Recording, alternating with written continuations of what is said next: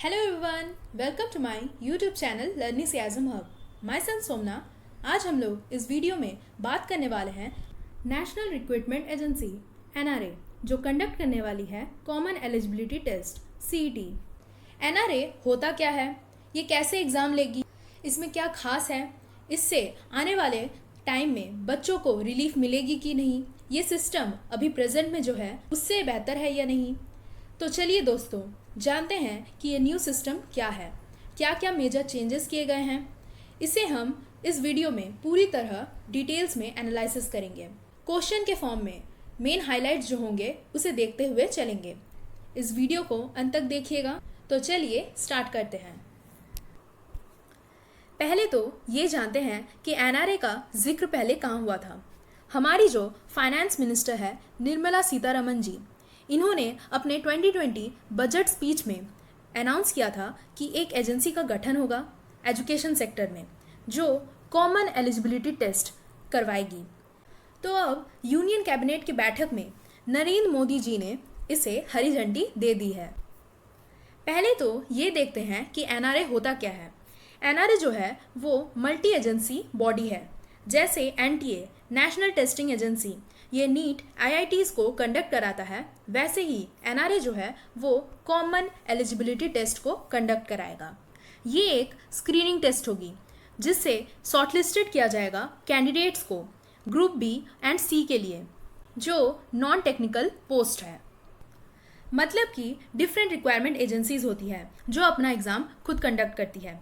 जैसे IBPS जो bank requirement के लिए होती है, RRB जो रेलवेज़ के लिए होती है, SSC जो CGL CHSL के लिए होती है। तो जैसे रेलवेज़ में NTPC है, ग्रुप D है, फिर SSC में CGL है, CHSL है, सब अलग अलग हो जाता है। इससे क्या होता है कि कैंडिडेट्स को हर सेपरेट एग्ज़ाम का फॉर्म भरना पड़ता है, फिर सिलेबस अलग होता है, फिर सबका अलग अलग रजिस्ट्रेशन होता है, फिर नोटिस आते आते, एग्ज़ाम डेट आते आते, एग्ज़ाम रिजल्ट आते आते बहुत टाइम हो जाता है। पूरे साल जो होता है वो प्रिपरेशन करने में ही बीत जाता है। एग्ज़ाम होते होते सालों लग जाते हैं, या ऐसे भी होता है कि 2 एग्ज़ाम एक साथ पड़ जाता है आगे पीछे। कैंडिडेट जो होते हैं वो टेंशन में आ जाते हैं कि ये एग्ज़ाम दे कि वो एग्ज़ाम दे। तो ये सब सोच के गवर्नमेंट ने एक NRA एजेंसी को गठन किया है जिसे मल्टीपल रिक्वायरमेंट एग्ज़ाम्स जो होती है उसे एक सिंगल कॉमन एलिजिबिलिटी टेस्ट में कन्वर्ट कर दिया जाएगा। ये जो है ये कंप्यूटर बेस्ड ऑनलाइन एग्ज़ाम होगी, जैसे अभी होती है वैसे ही। मतलब साफ शब्दों में बोला जाए तो फर्स्ट लेवल Tier 1 जो एग्ज़ाम लेती है बैंकिंग SSC अपना जो अलग रिक्वायरमेंट में, वो अब एक एग्ज़ाम कर दी जाएगी।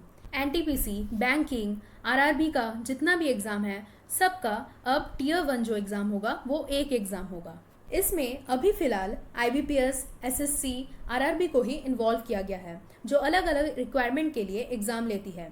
धीरे धीरे बाद में DRDO और भी जो रिक्वायरमेंट एजेंसीज़ हैं उसे भी इन्वॉल्व किया जाएगा। CET में क्वालिफाई करने के बाद जो फर्दर सिलेक्शन प्रोसेस का होता है वो है Tier 2 और Tier 3। जो मेंस एग्ज़ाम होती है, मेडिकल, फिर इंटरव्यू, ये सब एज इट इज़ रहेगा। मतलब कि IBPS RRB SSC ये अपना फिर कंटिन्यू एग्ज़ाम लेगी। प्रीलिम्स जो है वो बस NRA लेगा, उसके बाद जो भी है ये एजेंसीज कंटिन्यू करेगी। अब है CET एग्ज़ाम जो है वो कितने बार कंडक्ट कराया जाएगा और कैसे कंडक्ट कराया जाएगा। ये एग्ज़ाम 3 लेवल्स में कंडक्ट कराया जाएगा और सब सेपरेट। पहले है 10th के बेसिस में, फिर है 12th के बेसिस में एंड देन ग्रेजुएट लेवल के बेसिस में। और ये एग्ज़ाम साल में 2 बार कंडक्ट कराया जाएगा। मतलब कि 10th के बेसिस में 2 बार, फिर 12th के बेसिस में 2 बार और ग्रेजुएट के लेवल में 2 बार। मतलब टोटल मिला के 6 बार ये एग्ज़ाम कंडक्ट कराया जाएगा साल में। ये एग्ज़ाम जो है आप लोग कितना बार भी दे सकते हैं, इसमें कोई भी रिस्ट्रिक्शन नहीं है जब तक आप क्वालिफाई नहीं हो जाते तब तक। पर इसमें एज लिमिट रहेगा, तो अभी तो बताया नहीं गया है कि एज लिमिट कितना तक होगा। अब देखते हैं CET जो एग्ज़ाम होगा उसका सिलेबस कैसा रहेगा, एग्ज़ाम पैटर्न कैसा होगा और उसका स्कोर का डिस्ट्रीब्यूशन कैसे होगा। इस एग्ज़ाम का जो सिलेबस होगा वो कॉमन होगा।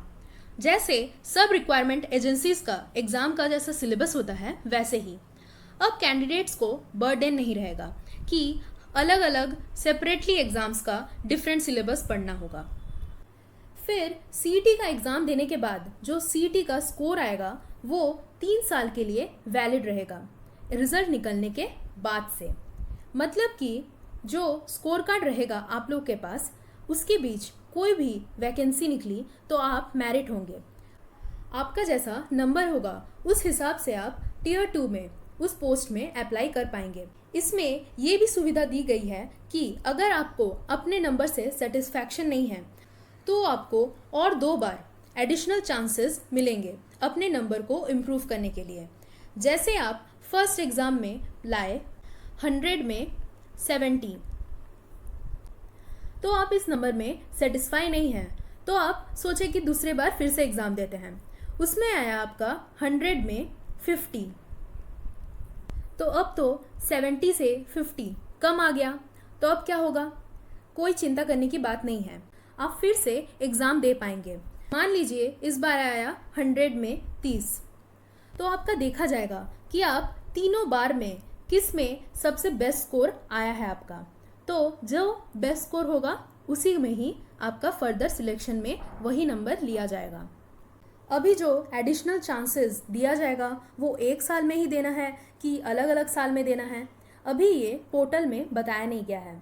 इसे भी अच्छे से बताया जाएगा जब वो एजेंसी गठन किया जाएगा। प्रेजेंट में क्या होता है, प्रीलिम्स होता है, 6-7 महीने लग जाते हैं। फिर अगर उसमें पास हो गए तो फिर टियर 2 में जाते हैं। टियर 2 भी होते होते सालों लग जाते हैं। अगर फिर उसमें नहीं हुए आप, फिर आपको बैक आना पड़ता है, आपको फिर से तैयारी करनी पड़ती है स्टार्ट से, एग्ज़ाम का वेट करना पड़ता है, जितना तक भी आप गए थे वो वेस्ट हो जाता है। तो ये बहुत ही अच्छा पॉइंट है। ये वैलिडेशन स्कोर कार्ड रहेगा तो कैंडिडेट्स को बेनिफिट मिलेगा। 3 साल के बीच में कोई भी वैकेंसी में अप्लाई कर पाएगा। अब आते हैं कुछ इंपॉर्टेंट की पॉइंट्स देखते हैं। फर्स्ट है, गवर्नमेंट जो है वो हर डिस्ट्रिक्ट में एटलीस्ट 1 एग्ज़ाम सेंटर बनाएगा।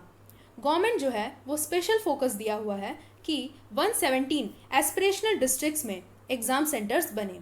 सेकंड है, जो सक्सेसफुल कैंडिडेट्स होंगे सीईटी एग्ज़ाम के, उसका लिस्ट जो होगा वो स्टेट गवर्नमेंट देख सकता है। उसमें देखकर अपना स्टेट के लिए रिक्वायरमेंट निकाल सकता है। ये बहुत अच्छा पॉइंट है। ये बहुत अच्छा होगा जो उस स्टेट में रहता है, उसके लिए बहुत ही बेनिफिट होगा। एनआरए जो है वो एग्ज़ाम कंडक्ट कराएगी 12 लैंग्वेजेस में। अभी प्रेजेंट में क्या होता है, हिंदी और इंग्लिश। अब इसे एक्सपैंड करके रीजनल लैंग्वेज, स्टेट लैंग्वेज में करवाया जाएगा। जिसको बंगाली में एग्ज़ाम देना है वो बंगाली में देगा, जिसको राजस्थानी में देना है वो राजस्थानी में देगा, जिसका जैसा इच्छा। एग्ज़ाम आप कितने भी टाइम्स दे सकते हैं, कोई भी रिस्ट्रिक्शन नहीं है, ये मैंने बता दिया। अपर एज लिमिट रहेगा, ये अभी बताया नहीं गया है। फिर एनआरए जो है वो SC, ST, OBC reserve category candidates को रिलैक्सेशन अपर एज लिमिट में देती है, वो एज इट इज़ रहेगी। फिर लास्ट है, कैंडिडेट्स जो होंगे वो अपने फैसिलिटी के हिसाब से एग्ज़ाम सेंटर्स चूज़ करेंगे, क्योंकि कभी कभी होता है जो कैंडिडेट्स होते हैं वो एग्ज़ाम्स दे नहीं पाते हैं, बहुत दूर दूर एग्ज़ाम सेंटर्स होता है, ट्रांसपोर्टेशन का खर्चा होता है जो अफोर्ड नहीं कर पाते हैं वो। फिर और एक फैसिलिटी दिया गया है कि अपना एग्ज़ाम को वो शेड्यूल भी करा सकते हैं। मतलब कि जिस दिन आपका एग्ज़ाम पड़ गया और आपको उस दिन कहीं इंपॉर्टेंट कहीं जाना है या आपका कुछ ओकेजन है तो आप उस टेस्ट के दिन को शेड्यूल करके आगे बढ़ा के पोस्टपोन करके दूसरे दिन कर सकते हैं।